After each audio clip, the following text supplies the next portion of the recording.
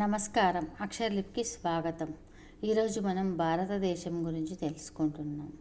భారతదేశం 142 కోట్లకు పైగా జనాభాతో ప్రపంచంలో మొదటి స్థానంలో 32,87,263 చదరపు కిలోమీటర్ల విస్తీర్ణంతో వైశాల్యంలో 7వ స్థానంలో ఉన్న అతిపెద్ద స్వేచ్ఛాయుత ప్రజాస్వామ్య దేశం. ఈ దేశం 29 రాష్ట్రాలు, 8 కేంద్రపాలిత ప్రాంతాలు కలిగి పార్లమెంటరీ వ్యవస్థ పాలన ఉన్న ఒక సమాఖ్య. ఎక్కువ సైనిక సామర్థ్యం కలిగి ఉన్న దేశాలలో ఒకటిగా, అణ్వస్త్ర సామర్థ్యం కలిగిన దేశాలలో ఒక ముఖ్యమైన ప్రాంతీయ శక్తిగా ఉంది. దక్షిణాసియాలో 7,000 కిలోమీటర్లకు పైగా సముద్ర తీరం కలిగి ఉండి భారత ఉపఖండంలో అధిక భాగాన్ని కూడుకొని ఉన్న భారతదేశం అనేక చారిత్రక వాణిజ్య రహదారులను కలిగి ఉంది. ఉత్తరాన హిమాలయాలు, దక్షిణాన హిందూ మహాసముద్రం, పశ్చిమాన అరేబియా సముద్రం, తూర్పున బంగాళాఖాతం ఎల్లలుగా ఉన్నాయి. పాకిస్తాన్, చైనా, మయన్మార్, బంగ్లాదేశ్, నేపాల్, భూటాన్, ఆఫ్ఘనిస్తాన్ దేశాలలో సరిహద్దులను పంచుకుంటుంది.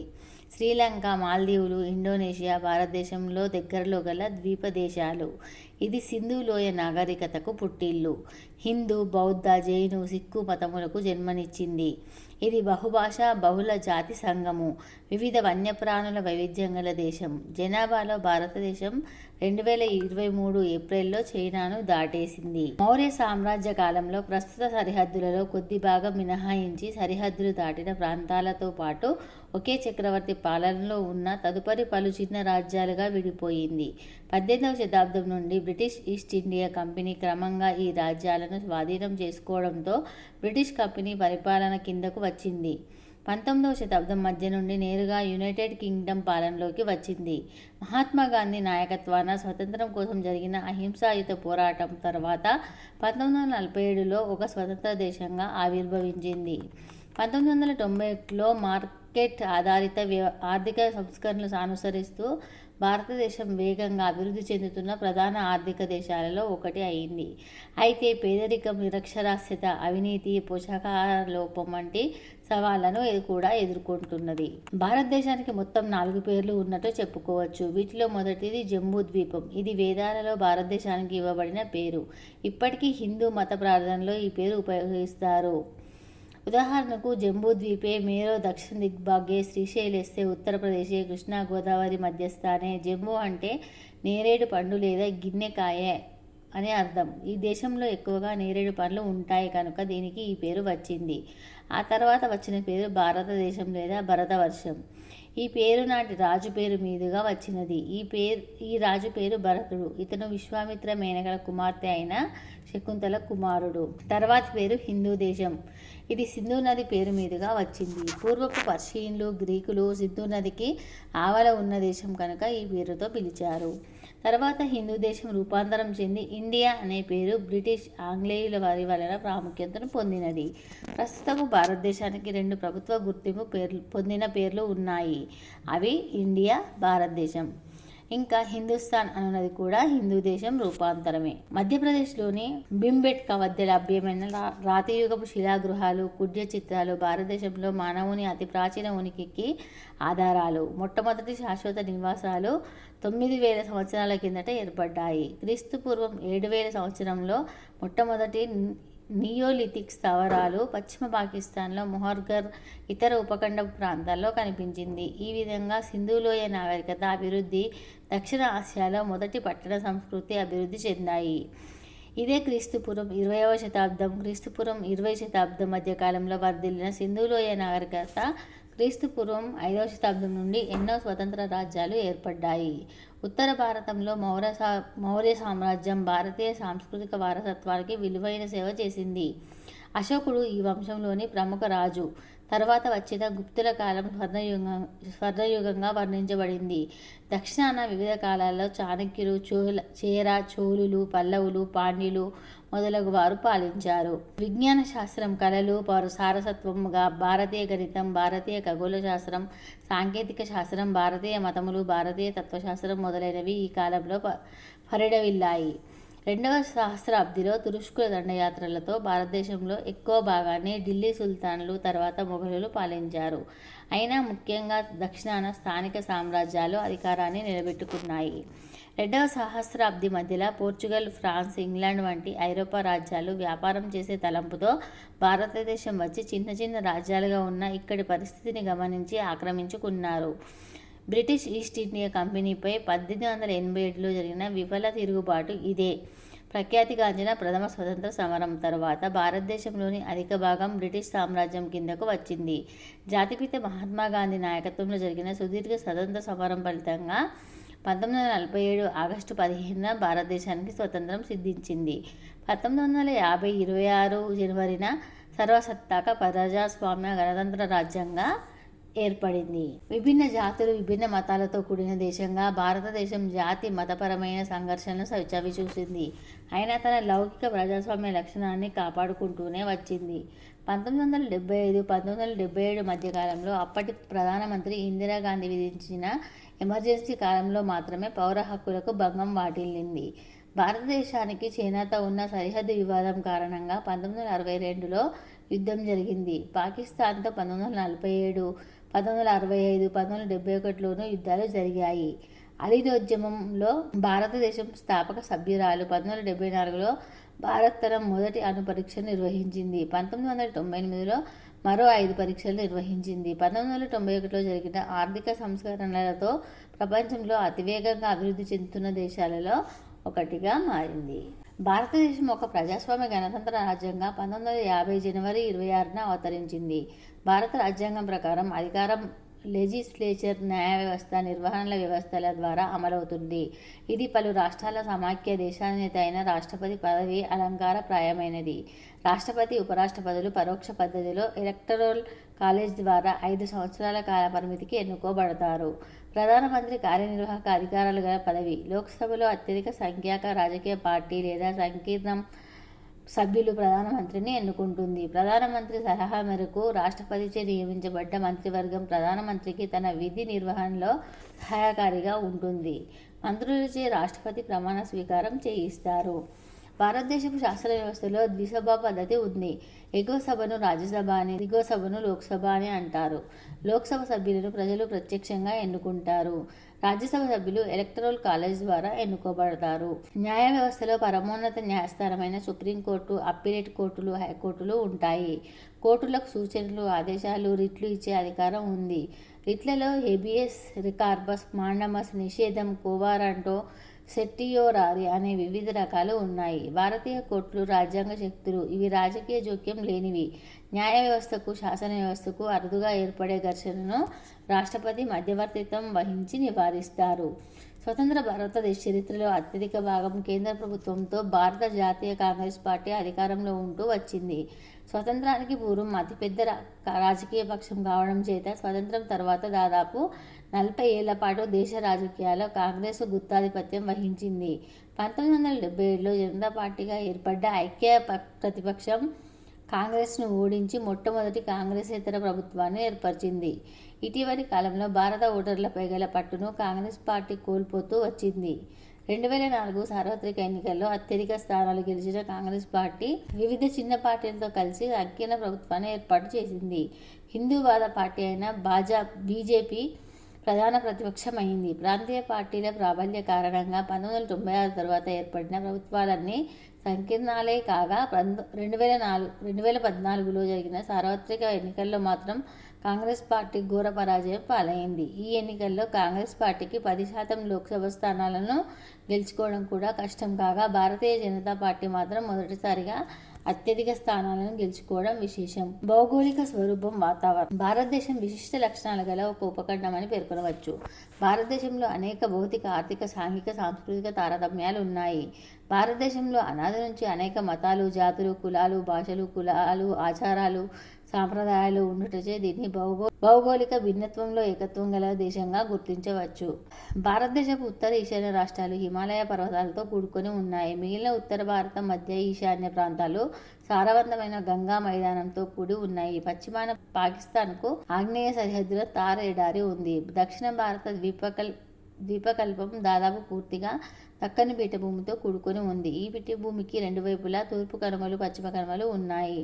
భారతదేశంలో ఎన్నో ప్రముఖ నదులు ఉన్నాయి. వాటిలో కొన్ని గంగా, యమున, బ్రహ్మపుత్ర, కృష్ణ, గోదావరి. దేశపు దక్షిణాన ఉష్ణ వాతావరణం ఉండగా ఉత్తరాన సమశీతోష్ణ వాతావరణం నెలకొని ఉంది. హిమాలయ ప్రాంతాల్లో అతిశీతల వాతావరణం టండ్రా ఉంది. భారతదేశంలో వర్షాలు ఋతుపవనాలు వలన కలుగుతాయి. భారతదేశం 29 రాష్ట్రాలుగా 8 కేంద్రపాలిత ప్రాంతాలు.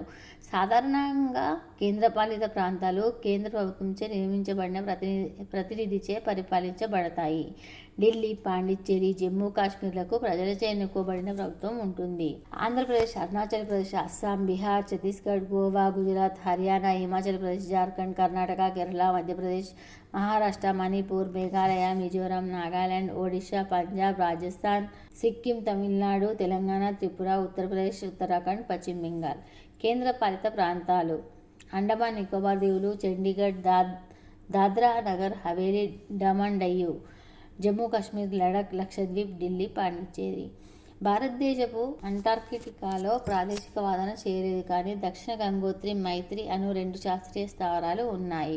ఆర్థిక వ్యవస్థ: చారిత్రకంగా భారత ఆర్థిక వ్యవస్థ ఆధారపడిన వ్యవసాయ పాత్ర ప్రస్తుతం తగ్గిపోయింది. ప్రస్తుతం ఇది దేశ స్థూల ఆదాయంలో 25% కంటే తక్కువే. ముఖ్యమైన పరిశ్రమలు గనులు, పెట్రోలియం, వజ్రాలు, సినిమాలు, జౌళి, ఇన్ఫర్మేషన్ టెక్నాలజీ, హస్తకళలు. భారతదేశపు పారిశ్రామిక ప్రాంతాలు ఎక్కువగా ప్రధాన పట్టణాల చుట్టూ కేంద్రీకృతమై ఉన్నాయి. గత కొన్ని సంవత్సరాల్లో సాఫ్ట్వేర్, బిజినెస్ ప్రాసెస్ అవుట్సోర్సింగ్ రంగాల్లో ప్రపంచంలోని పెద్ద కేంద్రాల్లో ఒకటిగా రూపొందించింది.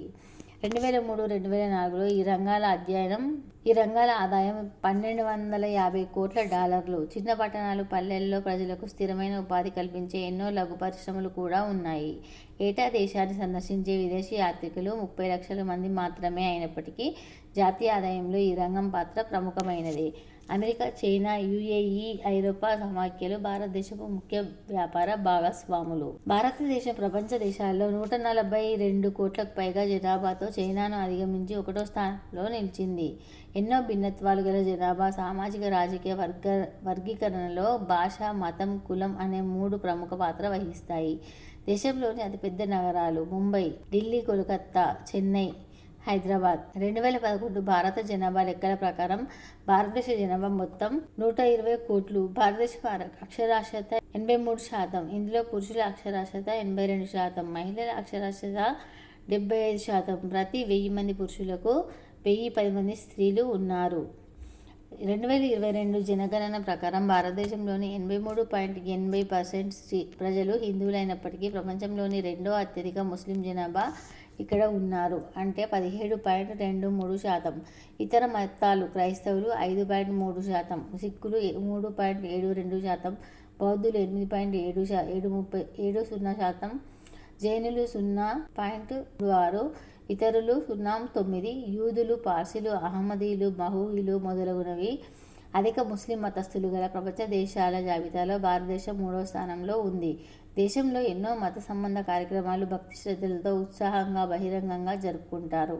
అనేక మతాల కలగలుపు అయిన భారతదేశంలో పండుగలు అందరూ కలిసి జరుపుకుంటారు. వీటిలో బాగా విస్తృతంగా జరుపుకునే హిందూ పండుగలు శ్రీరామనవమి, వినాయక చవితి, సంక్రాంతి, దీపావళి, హోలీ, దసరా. భారతదేశం 2 ప్రముఖ భాషా కుటుంబాలకు జన్మస్థానం. అవి ఇండో ఆర్యన్ ద్రవిడ భాషలు. భారత రాజ్యాంగం 22 భాషలను అధికారికంగా గుర్తించింది. కేంద్ర ప్రభుత్వం అధికార కార్యక్రమాల్లో హిందీ, ఇంగ్లీషు భాషలను ఉపయోగిస్తుంది. దేశంలోని 4 ప్రాచీన భాషలు సంస్కృతం, తెలుగు, కన్నడం, తమిళం. దేశంలో మొత్తం 1652 మాతృభాషలు ఉన్నాయి. భారతదేశంలోని పెద్ద నగరాలు: ముంబై, ఢిల్లీ, బెంగళూరు, హైదరాబాద్, కోల్కతా, చెన్నై, అహ్మదాబాద్, పూణే, సూరత్, విశాఖపట్నం. రవాణా సౌకర్యాలు: దేశ ఆర్థిక వ్యవస్థలో ప్రధాన పాత్ర వహించే రవాణా సౌకర్యాలలో భారతదేశం మంచి ప్రగతిని సాధించింది. మొత్తం 4 రకాల రవాణా సౌకర్యాలు భారతదేశంలో ఉన్నాయి. దేశంలో రైలు మార్గాలు అతి ముఖ్యమైన రవాణా సౌకర్యం. 1853లో ముంబై నుండి థానే మధ్య ప్రారంభమైన రైలు మార్గము ప్రస్తుతం 62 కిలోమీటర్లకు పైగా నిడివిని కలిగి ఉంది. భారతీయ రైల్వే 17 జోన్లుగా విభజితమై ఉంది. ఢాకా, ఢిల్లీ, లాహోర్ రైలు, ఇస్లామాబాద్, భారత్, పాకిస్తాన్, బంగ్లాదేశ్ల మధ్య తిరిగే రైలు, త్వరలోనే పట్టాలెక్కనుంది. దక్షిణాసియా దేశాల మధ్య రైలు సర్వీసులు ప్రారంభించాలనే భారత ప్రతిపాదనకు పాకిస్తాన్ పచ్చజెండా ఊపింది. 3 దేశాలను కలుపుతూ రైళ్లను నడిపిస్తామని భారత రైల్వే శాఖ పంపిన ప్రతిపాదనకు పాక్ రైల్వే మంత్రిత్వ శాఖ సాంకేతిక అనుమతిని మంజూరు చేసింది. ఢాకా, ఢిల్లీ, లాహోర్ల మధ్య రైలు నడిపించడం లాభదాయకమేనని, అవసరమైతే కరాచీ, ఇస్లామాబాద్ వరకు పొడిగించుకోవచ్చునని నిపుణులు సూచించినట్లు పాక్ రైల్వే అధికార వర్గాలు పేర్కొన్నాయి. ముందుగా కంటైనర్ రైళ్లు నడిపించి తర్వాతి దశలో ప్రయాణికుల బండ్లను నడిపించాలనే యోచనలో ఉన్నారు. ఇటీవల ఇస్లామాబాద్, టెహ్రాన్, ఇస్తాంబుల్ రైలు సర్వీసులను ప్రారంభించాలని ప్రణాళికలు సిద్ధం చేయడంతో భారత రైల్వే శాఖకు ఈ కొత్త ఆలోచన వచ్చింది. దక్షిణాసియా రైళ్ల వల్ల పాకిస్తాన్, ఇతర సార్క్ దేశాల మధ్య ద్వైపాక్షిక వాణిజ్య ప్రయోజనాలు నెరవేరుతాయని మన దేశం ప్రతిపాదనలో వెల్లడించింది. దీనివల్ల నేపాల్, భూటాన్ వంటి దేశాలకు రైలు సర్వీసులు నడిపించవచ్చని సూచించినట్టు తెలిసింది. దక్షిణాసియా రైలు సర్వీసులు వాణిజ్యపరంగా ప్రయోజనకరమేనని నిపుణులు సైతం కితాబునిస్తున్నారు. ఈ మార్గంలో రైళ్లు నడిపించడము తేలికేనని పేర్కొంటున్నారు. భారత్, పాక్, బంగ్లాదేశాల్లో బ్రిటిష్ పాలకులు రైలు మార్గాలను నిర్మించినందువల్ల 3 దేశాల్లోనూ బ్రాడ్ గేజీ రైలు పట్టాలు ఉండటం, నిర్వహణా శైలి ఒకే మాదిరిగా ఉండటం కలిసి వస్తుందని అభిప్రాయపడుతున్నారు. మారుమూల ప్రాంతాలకు కూడా విస్తరించిన రవాణా మార్గాలు రోడ్డు మార్గాలే. రోడ్డు మార్గాలలో జాతీయ రహదారులు, రాష్ట్ర రహదారులు, జిల్లా రహదారులు, గ్రామ పంచాయతీ రహదారులు అని 4 రకాలు. దేశంలోని మొత్తం రోడ్ల నిడివిలో కేవలం 2% ఆక్రమించిన జాతీయ రహదారులు ట్రాఫిక్లో మాత్రం సుమారు 40% ఆక్రమిస్తున్నాయి. అతివేగంగా జరిగే రవాణా వ్యవస్థగా వాయు మార్గాలు ప్రసిద్ధి చెందాయి. మన దేశంలో రాష్ట్ర రాజధానులు, ప్రధాన పట్టణాలను కలుపుతూ విమాన మార్గాలు ఉన్నాయి. ఇది అధిక వ్యయంతో కూడుకున్నప్పటికీ సౌకర్యవంతంగా, అతివేగంగా ఉంటుంది. కేవలం దేశంలోని పట్టణాలు, నగరాలనే కాకుండా దేశంలోని ప్రధాన నగరాల నుండి ఇతర దేశాలను కూడా కలిపే అంతర్జాతీయ విమానాశ్రయాలు ఉన్నాయి. జల మార్గాలు రవాణా సౌకర్యాల్లో ఆలస్యం అయినప్పటికీ తక్కువ ఖర్చుతో కూడుకున్నది. ముఖ్యంగా ఇతర దేశాల నుండి ముడి చమురు, ఇతర ఖనిజాలను తెప్పించుకోవడానికి, మన దేశం నుండి ఇతర దేశాలకు ముడి, ఇనుము, ఇతర ఖనిజాలు ఎగుమతి చేయడానికి ఈ రవాణా మార్గం చాలా అనువైనది. విస్తీర్ణ పరంగా ప్రపంచంలో 7వ పెద్ద దేశం భారతదేశం. జనాభా పరంగా ప్రపంచంలో 1వ పెద్ద దేశం భారతదేశం. ఒక దేశం పేరు మీదుగా మహాసముద్రం ఉన్న ఏకైక దేశం భారతదేశం. అత్యధిక ప్రధాన మతాలకు పుట్టినెలిన దేశం భారతదేశం. 7,517 కిలోమీటర్ల సముద్ర తీరం కలిగిన భారతదేశం. భారతదేశం తన ఉత్కృష్టమైన ప్రత్యేకమైన సాంస్కృతిక వారసత్వాన్ని తరతరాలుగా కాపాడుకుంటూ వచ్చింది. ఆక్రమణదారులు వలస వచ్చిన వారి సాంప్రదాయాలను కూడా తనలో ఇమర్చుకుంది. తాజ్మహల్ వంటి కట్టడాలు మరెన్నో సంస్కృతి సాంప్రదాయాలు మొఘలుల పాలకుల నుండి వారసత్వంగా స్వీకరించింది. భారతీయ సమాజం విభిన్న భాషలతో, భిన్న సంస్కృతితో కూడిన బహుళ సమాజం. వివిధ మత కార్యక్రమాలు సంఘ దైనందిన జీవితంలో ఒక భాగం. అన్ని సామాజిక, ఆర్థిక వర్గాలలోనూ విద్యను ఉన్నతంగా భావిస్తారు. సాంప్రదాయకమైన సమిష్టి కుటుంబ వ్యవస్థలోని ఆర్థిక అవరోధాల దృష్ట్యా చిరు కుటుంబాలు ఎక్కువైపోతున్నప్పటికీ సాంప్రదాయక కుటుంబ విలువలను పవిత్రంగా భావిస్తారు, గౌరవిస్తారు.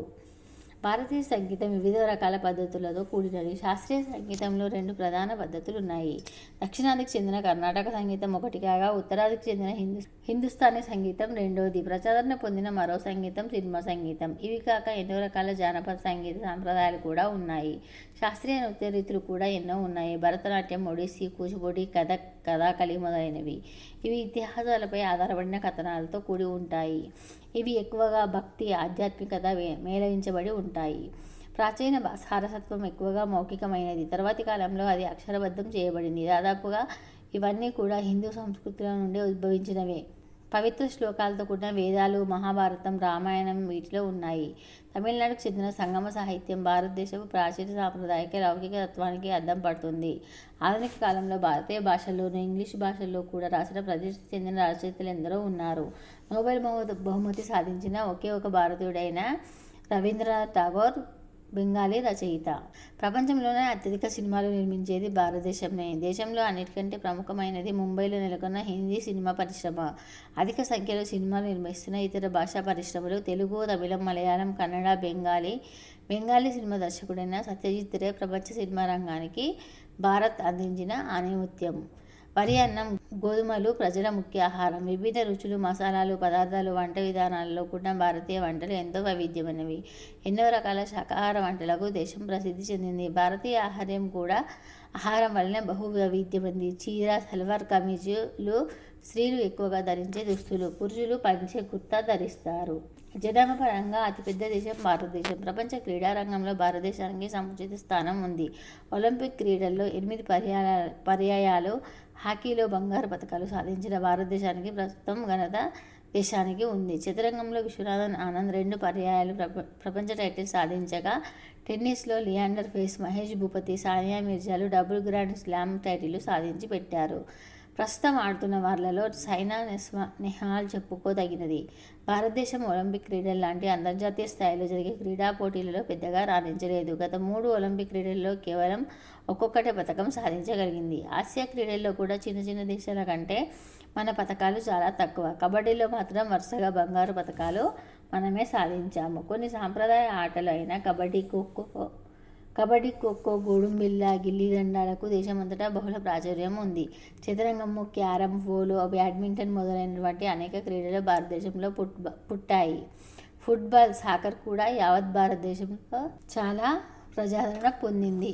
జాతీయ పతాకం త్రివర్ణ పతాకం, జాతీయ ముద్ర 4 తలల సింహం బొమ్మ, జాతీయ గీతం జనగణమన, జాతీయ గేయం వందేమాతరం, జాతీయ పక్షి నెమలి పావో, జాతీయ జంతువు పెద్ద పులి, రాయల్ బెంగాల్ టైగర్, జాతీయ వృక్షం మర్రి చెట్టు, జాతీయ క్రీడ హాకీ, జాతీయ పుష్పం కమలం, తామర, జాతీయ క్యాలెండర్ శిఖ క్యాలెండర్, జాతీయ ఫలం మామిడి పండు. భారతదేశంలో జాతీయ సెలవు దినాలు 3. పండుగలు, పర్వదినాలు, నాయకుల జన్మదినాలకు సంబంధించిన ఇతర సెలవు దినాలు ఆయా రాష్ట్రాల పరిధిలో ఉంటాయి. జనవరి 26 గణతంత్ర దినోత్సవము, ఆగస్టు 15 స్వతంత్ర దినోత్సవము, అక్టోబర్ 2 గాంధీ జయంతి, మహాత్మా గాంధీ జన్మదినోత్సవం. 1947లో ఈ రోజున భారతదేశానికి బ్రిటిష్ పరిపాలన నుండి స్వతంత్రం లభించింది కాబట్టి ఆగస్టు 15 జరుపుకుంటాము. 1950లో ఈ రోజున భారతదేశం గణతంత్ర దేశమైంది కాబట్టి 26 జనవరిని జరుపుకుంటాము. ఈ వీడియో కనుక మీకు నచ్చినట్లయితే లైక్ చేయండి, షేర్ చేయండి. అలాగే మా ఛానల్ సబ్స్క్రైబ్ చేసి పక్కనే ఉన్న బెల్ గంటని యాక్టివేట్ చేసుకోవడం అసలు మర్చిపోవద్దు. ధన్యవాదాలు.